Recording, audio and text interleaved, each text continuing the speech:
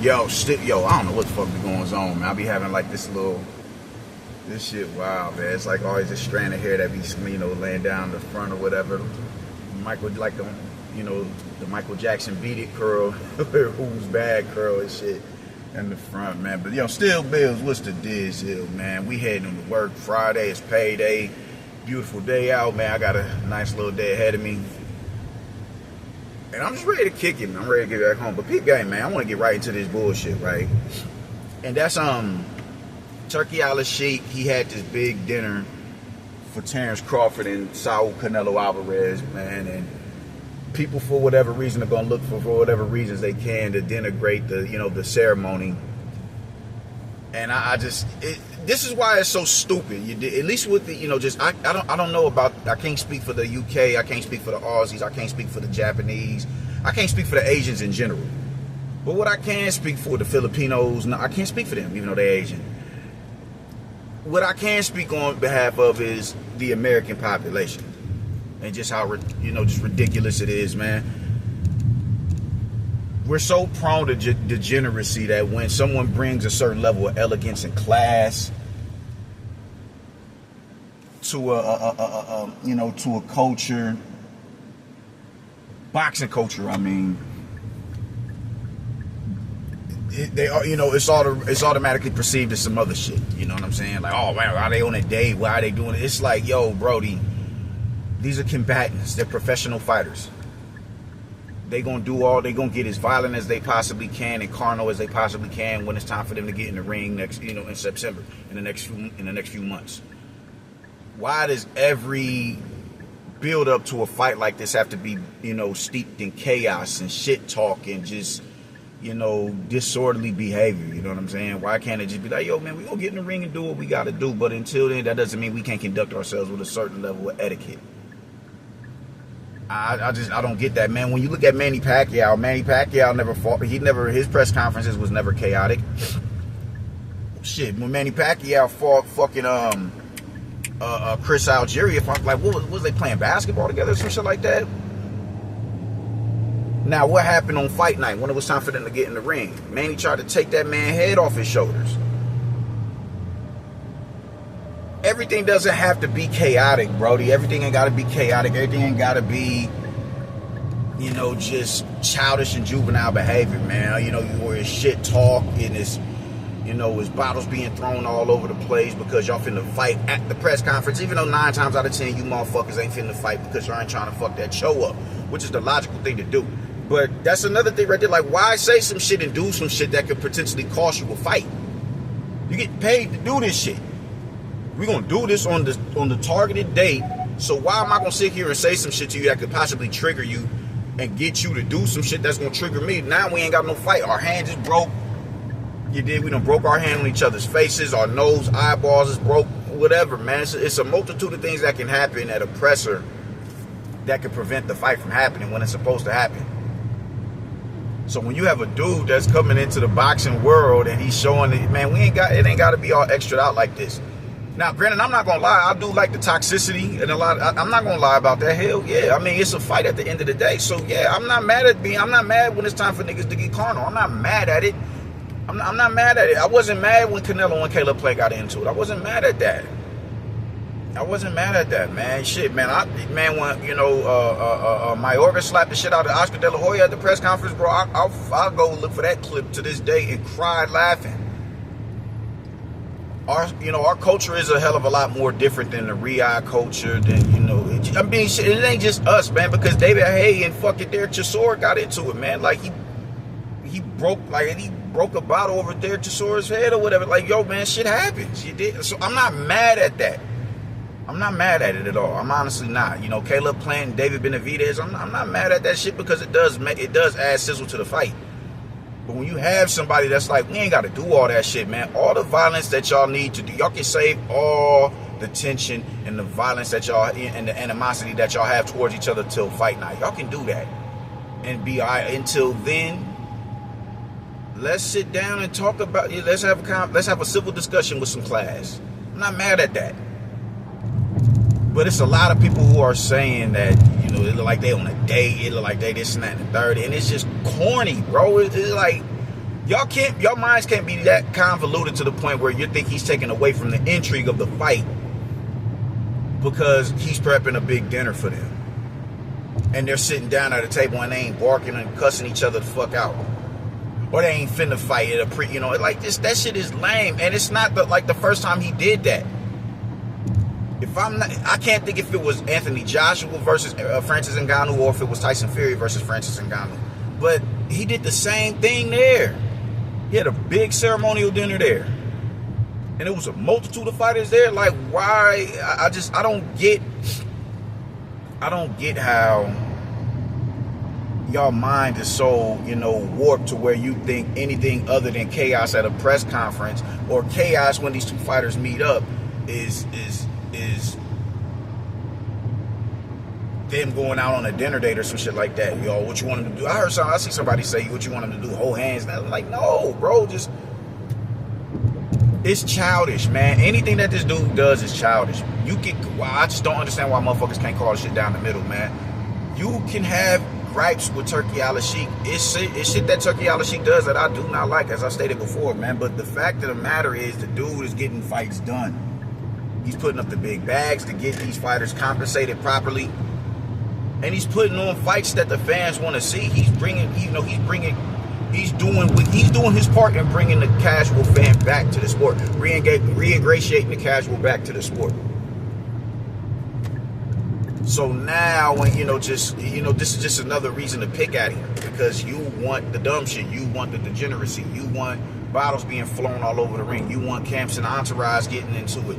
You want the not Derek Chisora, but the Jarrell Miller and Fabio Worley type of energy. You want the David Adelaide and Fabio Worley type of energy. I'm not mad at that energy, by the way, but understand everybody ain't like that. Everybody ain't trying to be like, man, come on, man. Like, we professionals, we consummate professionals.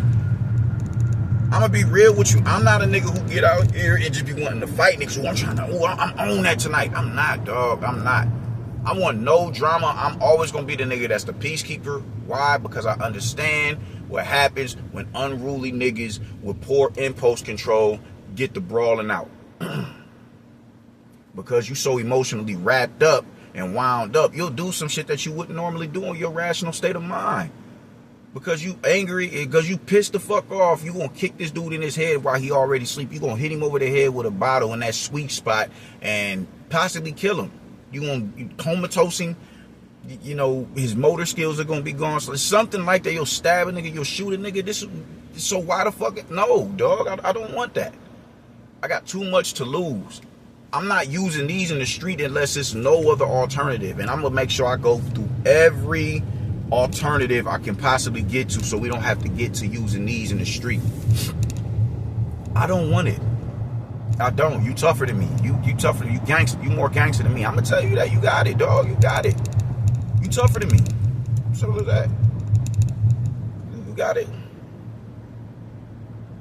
So everybody ain't on that goofy shit, Brody. Everybody ain't on here trying to be. Everybody ain't on here trying to go beast mode. Everybody ain't on here just. Motherfuckers get a kick out of chaos. Motherfuckers want to go. People get this thing about how wild shit is, man. Niggas get dressed to go fight. Go to the club, you get dressed to go fight. Think about all these chicks who wear, you gotta think the draw, they wearing G-strings and all that, man, and just these sundresses and everything. You get dolled up, wigs and everything, your hair done. You get dolled up just to go and fight some brides and some little hood rats in the club and get stripped naked practically. Now everybody know what you look like naked. And you think that shit is cute, like motherfuckers ain't up here laughing at your ass.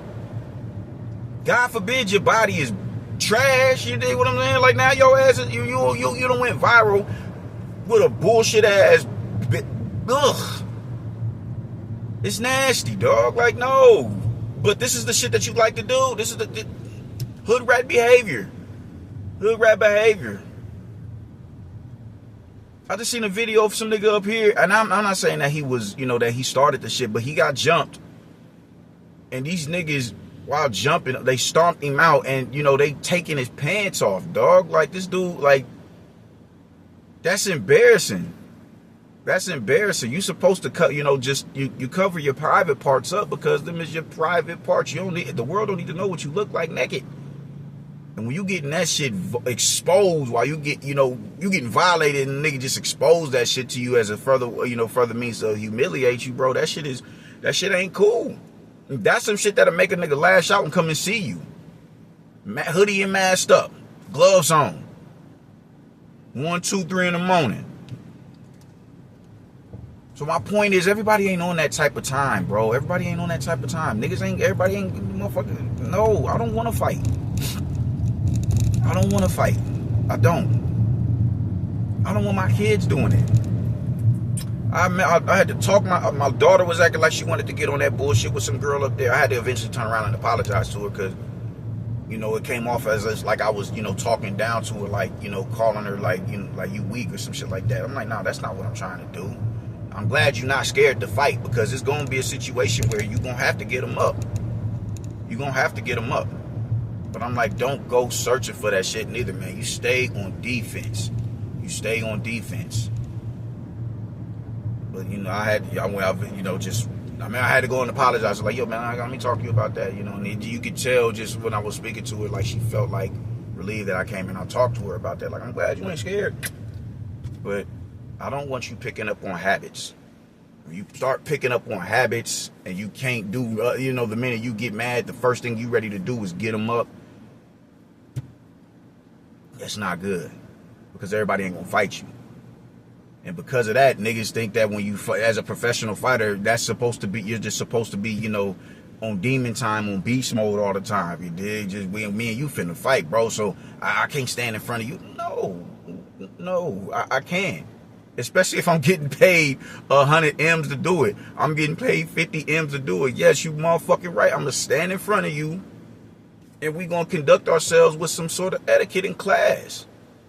I see absolutely nothing wrong with that, man. So shame on you dudes that's sitting here talking like, yo, they don't need, why they sitting in front of each other like that? Like they feel like they on a date or, like y'all niggas is lames. Y'all niggas is lames. Y'all niggas is lames as fuck, bro. And I'm just like, y'all are here, I'm not even going to all that, man. But the point is, bro, every fighter isn't gonna come in here on, on demon time. And it's when you have an investor of this magnitude that's investing and you put money in, putting money into what it is that you got going on, man, you better act like you got some sense. You better act like you got some sense. Because otherwise, why the fuck am I going to invest? If you will fuck up my show before we even get to my show, I can't fuck with you. Think about how stupid y'all look, bro. You're going to fuck up a show before the show even get there. And think a nigga's supposed to invest in that, dog. Like, no. It's the stupidest shit in the world. Like, yo, we supposed to fight at the prayer. You want motherfuckers to fight every time they come across each other. Y'all want to fight. No, dude. No, you want them to shit talk each other? No. It's not always going to be like that. It's not always going to be like that, man. Just in our disposition when it comes to fights up here in America, because it's just such a chaotic culture up here with just, going viral and just, just baddies East, baddies Midwest, baddies West, baddies South, and, now it wasn't enough when they had Bad Girls Club. They got these niggas on here, sassy gay ass niggas, you dig, and all living in a house fighting with each other. Like, yo, on one hand, I think it's dope because it's like, all right, cool, man, show that because it is a certain level of manhood that come with, that come with fighting, knowing that you can, defend and protect yourself. And standing on honor and code and ethics, a G code, my nigga. Like, you're not about to talk out your ass to me, my nigga. We can just get them up right here. We in a safe space, we can get them up. And we ain't got to worry about a nigga come back, blasting. I bet that. On one hand, I respect it, but on another hand, it's like, all right, bro, this just can't be it. This just can't be it. It just can't be. I remember Bad Girl Club was somewhat of a, it was kind of tucked away on a channel where they was on channels that you didn't necessarily watch. Now that shit is on. You go on YouTube, Facebook. I'm like, yo, what the fuck is this? Baddies, man. Come on, man. Come on, man. But that's just the culture up here in America, man, where, just this ratchet. Motherfuckers just, they get a kick out of being ratchet. So I'm like, God damn. Oh, my Lord. But because of that, they are, you inadvertently are supposed to be in a position, like, you're just supposed to be carnal with somebody that you're about to get in the ring with. Never mind the business aspect of all this. Never mind this money going into this show. Shit is being put on Netflix. The Allegiant Stadium in Las Vegas is being bought. It's not bought, but rented out for the fight. Never mind that. Never mind the investments that everybody is making, that this motherfucker is making to put this fight on. You saw that nigga, yo, it's go time. I'm on that. We having a ceremonial dinner? Nah, fuck that shit, bro. I'm about to flip this table over and we gonna turn this bitch into WWF. That's what we finna do. It's childish, man. I'll just be like, when are y'all niggas gonna stop? Like, when are y'all gonna mature, bro? When are y'all gonna mature? Yeah, I seen some videos, so, I don't know, man. Was it something, it was Fred from Barbershop Conversation. He made a video about it, and I didn't listen to the whole thing. I just saw the title of it, and it's just, he said something along the lines of slaves or some shit like that. And I'm like, yo, y'all niggas are childish. And it's disrespectful, because when has a slave ever sat at the table with the owner of the plantation and ate that that elegantly? No, nigga, you pour the drinks, you bring the plates out, and you get your ass back in the kitchen. The disrespect for Bud is still where that Top Rank Toby shit is still, that's y'all are still running with that moniker. Otherwise, you would know better to say some dumb shit like that. He's a slave because he's sitting at a dinner table with Turki al-Sheikh. Like, this shit is childish. This is childish behavior. Childish, dog. Like, yo, grow up, man. Niggas is getting to the bag, and I'm not mad at that. Let them have it. This dude is about to make Canelo potentially a billionaire. And Bud will be, put in a whole other tax bracket further than he already is in the now. And you think these niggas are supposed to sit here and somehow be, lead the resistance on Turki al-Sheikh on behalf of who? Because who else was paying them niggas like this? When the dude is just simply trying to make a play to make boxing a better place for the consumers by putting on cheaper pay-per-views, by building fight cards that if we are going to put it on pay-per-view, it's going to be worthy of that dollar that they're going to ask you to give to buy it. Just stop being stupid, man. Goddamn, I can't stand you niggas, man. Can't stand you niggas, but, man, I'm going to work, brody. I just pulled in. I'll get with y'all later. Doses.